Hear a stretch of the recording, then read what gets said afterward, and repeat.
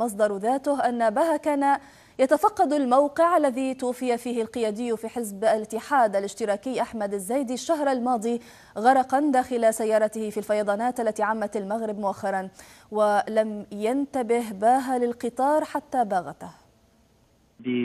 في حزب العدالة والتنمية ووزير الدولة عبد الله باها تعتبر خسارة سياسية كبيرة لحزب العدالة والتنمية وللحكومة المغربية التي يقودها عبد الإله بن كيران، وهي أيضا تعتبر خسارة شخصية لعبد الإله بن كيران، لأن عبد الله باها هو رفيق درب عبد الإله بن كيران. معا أسس حركة التوحيد والإصلاح الذراع الدعوي لحزب العدالة والتنمية، ومعا ومع آخرين كالعثماني والدكتور الخطيب أسسوا أواسط التسعينات القرن الماضي حزب العدالة والتنمية. وكان الرجل معروفا بأنه يعمل في صمت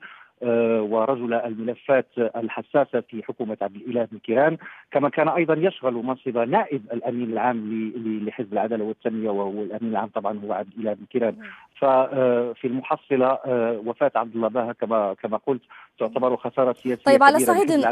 آخر يعني عبد المنعم، يعني عبد الله باها كنت بصدد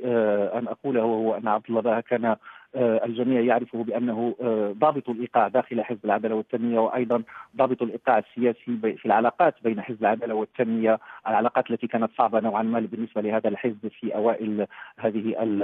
العقد، في أوائل يعني في سنة 2000-2001 بين حزب العدالة والتنمية وبقية الأحزاب المغربية، بحيث أنه كان رجل التوافقات، وأيضا كانت له علاقات طيبة تجمعه بمختلف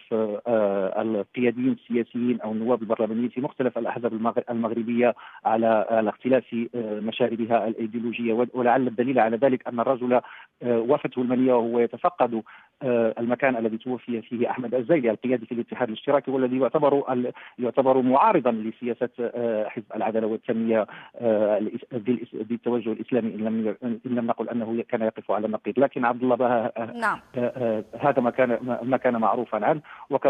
وكما يجمع الجميع فوفاته تعتبر خسارة كبيرة للمشهد السياسي المغربي للسياسيين المغاربة، وخسارة شخصية لرئيس الوزراء عبد الإله بن كيران. نشكرك جزيل الشكر عبد المنعم العمراني مراسلنا من الرباط.